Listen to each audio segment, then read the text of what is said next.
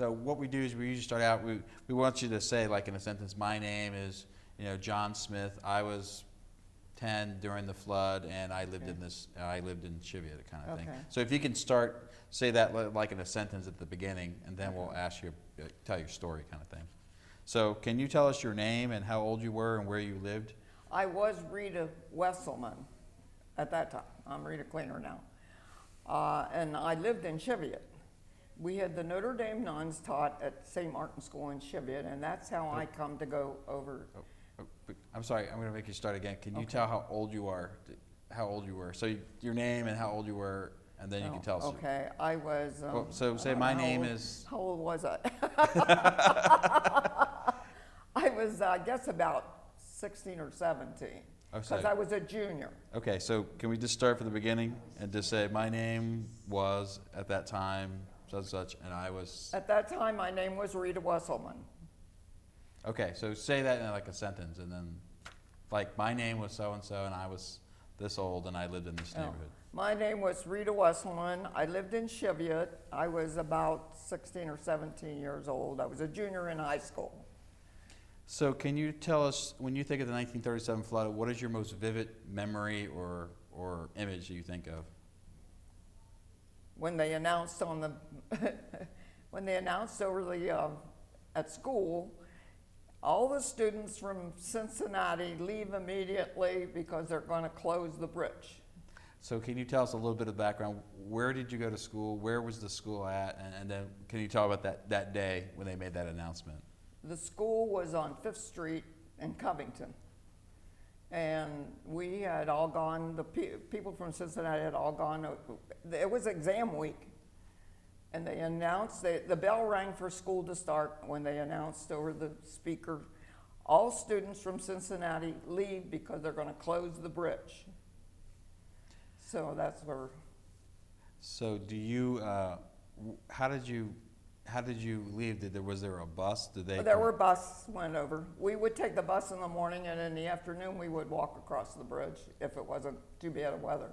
Do you have much memory of, was it bad crossing the bridge at that point? Or do you remember seeing what the river looked like? Anything stands out? I don't remember that. I remember afterwards, my family, we all went and looked, afterwards, but that day I don't remember how it was. So you were saying that you actually had some family members that were affected by the flood. Can you talk about who they were? My mother had a great aunt.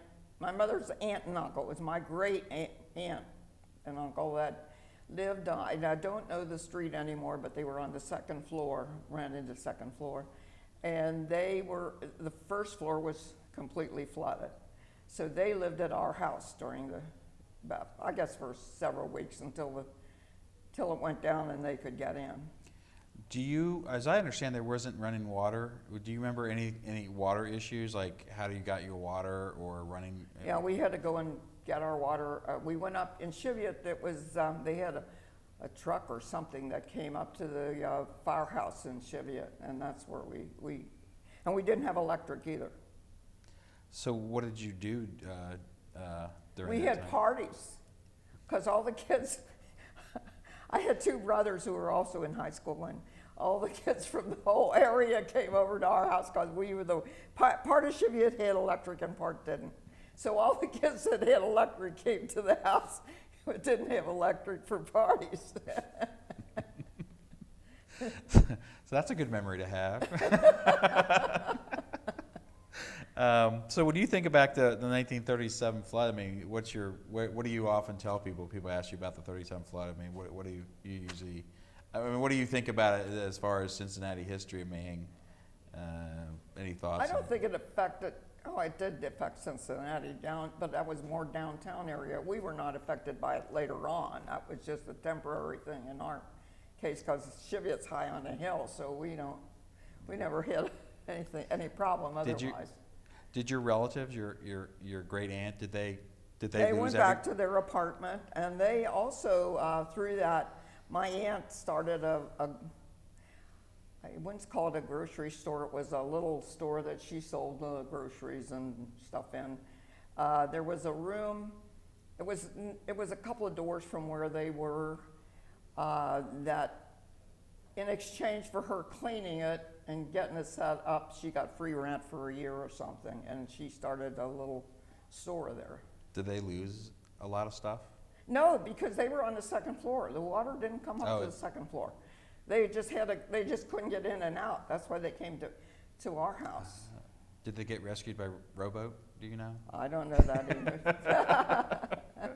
Okay, well, I can't think of any other questions. Do you have anything else you want to tell us? No, that was mainly my thing was when they announced on the television, over the speaker system, leave, because they're going to close the bridge. That's mainly what I remember. I mean, I'm 91 years old, and I don't remember everything. And the parties, and you remember the parties. Oh, yeah. Well, thanks for coming down and sharing those stories. Okay, Appreciate it. well, thanks for interviewing me, because I had fun.